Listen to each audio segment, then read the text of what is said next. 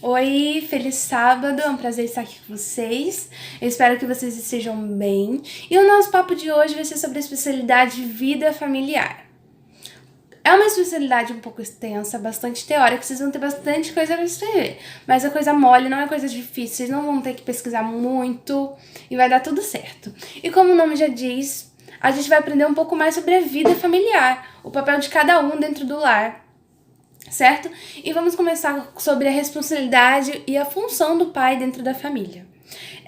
Eu estou me baseando no livro Lar Adventista, na seção 9. Eu vou disponibilizar o PDF para vocês, tá bom? Porque vocês vão ter que fazer um resumo sobre a função de cada um na família. Então prestem atenção e dão uma lida no livro, tá? É um capítulo só para cada pessoa e é facinho de ler, nem é difícil e eu vou mandar o PDF. Então vamos lá. Qual é a função do pai da família? O pai, ele tem que ser o sacerdote da casa. O que um sacerdote faz? Ele é a pessoa que influencia os filhos e a esposa para orarem, estudarem a Bíblia, estudarem a lição da escola sabatina. O pai deve ser o que organiza os cultos familiares. O pai deve sempre orar pelos filhos, levar para a igreja. O pai é o sacerdote, o pai é o que deve ser o cabeça da família. Olha o que diz aqui no livro Lar Adventista. O Senhor constituiu o marido, o pai, como a cabeça da mulher, para ser-lhe protetor, o laço da união da família, unindo os membros entre si, da mesma forma que Cristo é a cabeça da igreja e o salvador do corpo místico. A autoridade de Cristo é exercida com sabedoria, com toda bondade e mansidão. Assim exerce o esposo seu poder e imite a grande cabeça da igreja. Ou seja, assim como Jesus foi o líder espiritual da igreja, aquela pessoa que proporciona a união, a bondade, o respeito, a adoração a Deus, o pai deve exercer essa mesma vontade em casa. Quer dizer que o pai é mais importante que a mãe, que o pai tem em primeiro lugar e a mãe em segundo lugar. Não, o pai e a mãe eles precisam trabalhar junto, com respeito, com amizade, com parceria, porque eles são um exemplo para os filhos, ou seja, os meninos vão se basear no que o pai faz, as meninas vão se basear no que a mãe faz, ou seja, eles têm que estar juntos, unidos em Cristo. Então, o pai tem uma responsabilidade muito, muito, muito importante na casa, porque ele tem que agir como Cristo agiu, cuidando, amando. Se o pai precisa trabalhar, se precisa de dinheiro na casa, o pai deve ser o primeiro a ir trabalhar e arrumar dinheiro. Se tá faltando comida, o pai deve ser o primeiro a encontrar comida.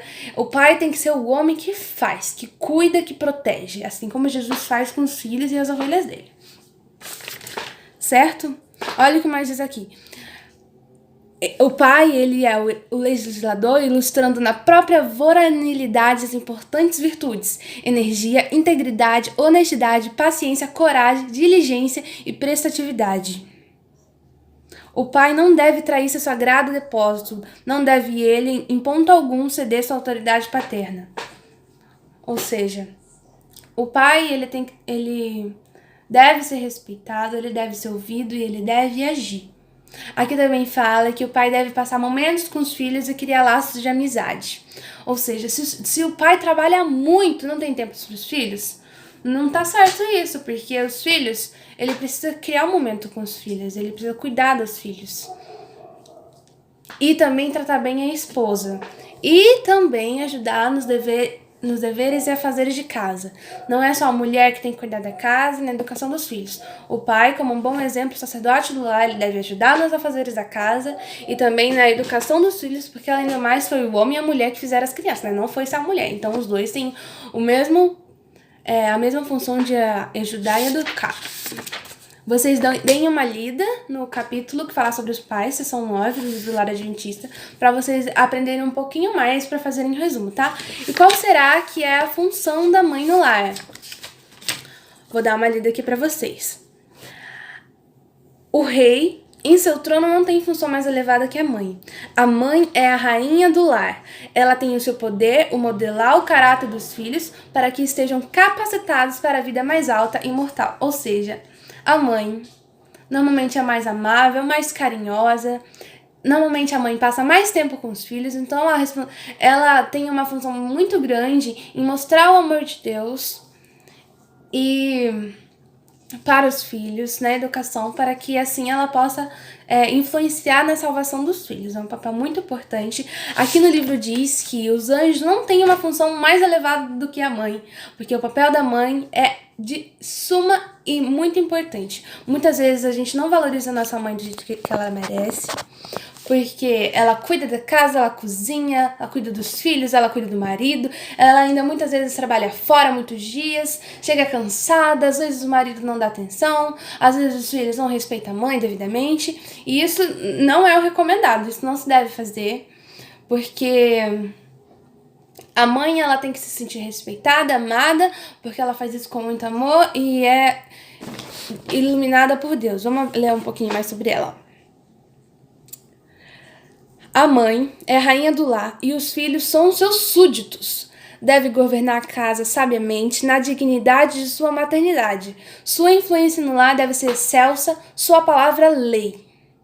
Os filhos devem ser ensinados a considerar sua mãe não como uma escrava cujo trabalho seja servi-los, mas como uma rainha que deve guiá-los e dirigi-los, ensinando os mandamentos sobre mandamento, regra sobre regra. Então você viu aqui, né? A mãe é como a rainha do lar. Os filhos, eles têm a mínima obrigação de respeitar e obedecer tudo que a mãe fala.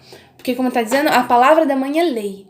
Ou seja, a gente tem que demonstrar respeito e dignidade para com ela. O marido deve também fazer isso, tratar a mãe com respeito, porque a mãe, principalmente, é muito responsável pela salvação dos filhos. E agora, qual será que é o papel das crianças, dos filhos, como nós, para com os nossos pais e para o nosso lar? Vou ler aqui um texto, ó. Tanto as crianças como os pais têm importantes deveres a cumprir no lar, certo? O pai tem que trabalhar, a mãe cuida da casa, ou a mãe trabalha e tal. Vamos lá. Deve-se-lhes ensinar que constitui uma parte da organização do lar. São alimentados, vestidos, amados e cuidados, e devem corresponder a esses muitos favores, assumindo a parte que lhes cabe nas responsabilidades do lar, e trazendo toda a felicidade possível à família do qual são membros. Ou seja, os filhos são amados, cuidados, alimentados, educados. Eles precisam obedecer tudo o que o pai e a mãe falam, e ajudar-nos a fazeres de casa. É só a mãe que lava, limpa e passa e cozinha? Não. Os filhos têm que ajudar no máximo de coisas que conseguires. Você tem que ajudar a lavar a louça, a arrumar a cama, a limpar o quintal, a dar banho no cachorro, porque além do mais, a sua mãe não é uma empregada. Seu pai não é um empregado. Nós, porque eu também sou filha, devemos ajudar os nossos pais. Né? É uma responsabilidade nossa. E a gente deve, acima de tudo, obedecê-los. E ser um exemplo. Às vezes seu pai ou sua mãe não é adventista. Às vezes seu pai e sua mãe trabalham demais. Não tem tempo para você. Mas isso não deixa... Mas isso não é motivo para você não respeitar e amar os seus pais e ajudá-los sempre. Então, em resumo. Pai é sacerdote do lar. Provedor, o cuidador. O amigo, o cara que une, que faz. A mãe é a rainha do lar, organiza a casa, a educação dos filhos, trabalha, auxilia o marido, cuida. Uma mulher trabalhadora precisa ser respeitada e os filhos precisam obedecer e ajudar a cuidar da casa. Na questão 2, a gente precisa pesquisar 3 histórias bíblicas de um personagem e fazer a árvore genealógica dele. Vocês já devem saber o que é. Então vai ser mais fácil. Vocês podem pesquisar na internet e podem pedir ajuda para os pais, para os avós, para os tios, tá? Então, por exemplo, Adão e Eva. Você vai escrever os filhos de Adão e Eva, os filhos dos filhos de Adão e Eva, os filhos dos filhos dos filhos de Adão e Eva. Vai formar a árvore genealógica, vocês vão ter que dizer qual era o propósito de Deus para essa família e o que eles fizeram, tá bom? Muito simples. Questão 3 é uma questão muito interessante, eu vou deixar de curiosidade para vocês pesquisarem, tá? Vocês podem consultar os seus pais, seus avós, seus tios, seus professores, eles com certeza vão conseguir ajudar vocês nesse quesito, né? Mas é para pesquisar o seguinte, a diferença das famílias de hoje e das famílias de 20, 30 anos atrás. Porque os costumes eram diferentes, os namoros eram diferentes, os relacionamentos, o respeito de filho para pai, o respeito com os mais velhos, as pessoas daquela época agiam diferente. Então, vocês vão ter que pesquisar um pouquinho, tá? Sobre essas diferenças das famílias de hoje e das famílias de 30 anos atrás, tá bom? A questão 4, a gente vai precisar anotar como diário por uma semana a minha relação com a minha mãe, meu pai e meus irmãos. Por exemplo, no domingo meu pai brigou comigo porque eu não arrumei meu quarto. Na segunda, eu ajudei meu irmão, nisso aqui, não sei o que, você vai anotar, tipo, se o respeito que cada um tá tendo pela família, vai analisar. Tipo assim, durante essa semana eu vou analisar como é que meu pai vai tratar minha mãe, como minha mãe vai tratar meu pai, como meus pais vão me tratar e como eu vou tratar meus irmãos e vice-versa, entendeu? Então vocês vão anotar como diário, escrever alguma coisa sobre o que você percebeu sobre respeito aos mais velhos, sobre brigas, sobre discussões, entendeu? Muito simples. Questão 5 é para escrever um parágrafo sobre qualidades e influências positivas que a sua família tem. Por exemplo, meu pai, ele é muito trabalhador, e isso é uma qualidade que eu admiro muito nele. Minha mãe, ela é muito amorosa, ela cuida muito bem da gente, ela cozinha muito bem, ela tem ótimas ideias de passeios. Ou seja, vocês vão escrever um parágrafo sobre coisas boas, qualidades da sua família, de cada um, da mãe, do pai, do irmão, e sua qualidade, que você admira e que os outros gostam que você faça. Questão 6 é para anotar no que a sua família mais gasta dinheiro. Se, por exemplo, minha família ganha R$500 por mês. R$300 é pra conta. Sobrou R$200. O que a minha família faz com esses R$200? Vai gastar tudo em roupa ou usa pra fazer um passeio? Compra uma coisa que tá precisando de dentro de casa ou gasta com coisas fúteis? Como a sua família administra o dinheiro? Vocês vão escrever um parágrafo sobre isso, explicando mais ou menos. Se vocês quiserem ler a seção 13 do livro Lar Adventista, vai estar falando sobre o uso do dinheiro. Se vocês quiserem aprender mais sobre como administrar o dinheiro, vai ser muito bom. Questão 6, eu tenho certeza que você vai gostar. Você vai precisar anotar uma lista de coisas que você e a sua família gostariam de fazer juntas. Por exemplo, a minha família quer muito passear no parque aquático. E com certeza, quando a pandemia acabar, a gente vai passear no parque aquático. Mas o que você e sua família querem fazer? Querem viajar pra praia, pra um hotel, pra uma pousada, pra uma fazenda? Vocês querem ir no parque aquático, no parque de diversões? Querem ir no shopping? O que a sua família quer fazer pra se divertir, pra lazer, pra descansar, pra aproveitar? Pensou? Então você vai anotar essas coisas que você e sua família quer fazer. E para você completar essa facilidade, você vai ter que realizar uma dessas coisas. Então, se você quer muito passear na praia, você e a família vão ter que passear na praia em algum momento, viu? Então já avisa seus pais, já combinem o que vocês querem fazer para quando a pandemia acabar, quando a vacina chegar, vocês poderem passear juntos e aproveitarem um ao outro, que é muito importante, tá? Questão 8, é preciso criar uma rotina de culto familiar na sua casa. Por exemplo, eu acredito que vocês façam o pôr do sol toda sexta-feira, certo? Então, a questão 8 está desafiando você e sua família a buscarem a Deus todos os dias durante um mês, pelo menos.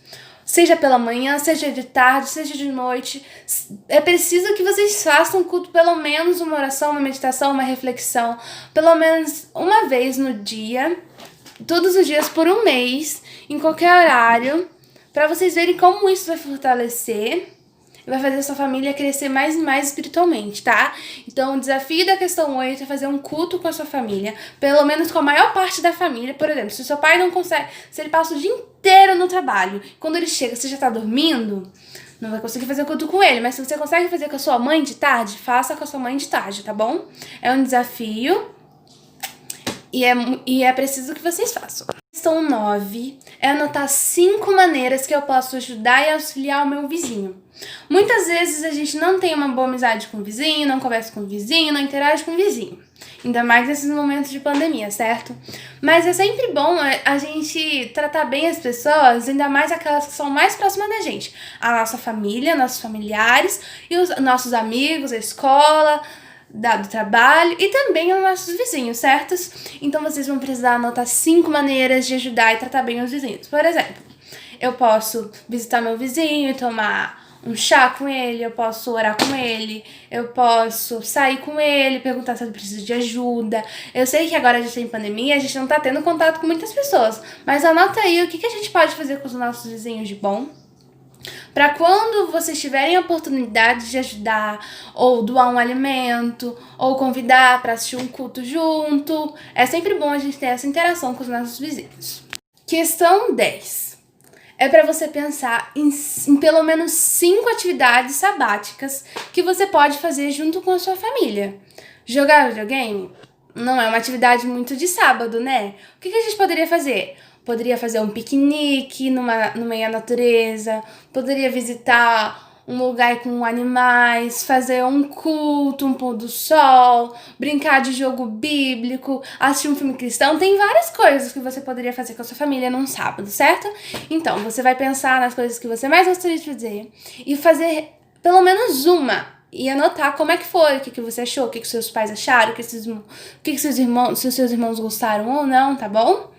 Se vocês quiserem ler, não é obrigatório, mas se vocês quiserem ler a seção 17 do livro Lar Adventista, fala sobre descanso e recreação. Então lá, Ellen White, baseando na Bíblia, vai dizer atividades que nós poderíamos estar fazendo com a nossa família no sábado.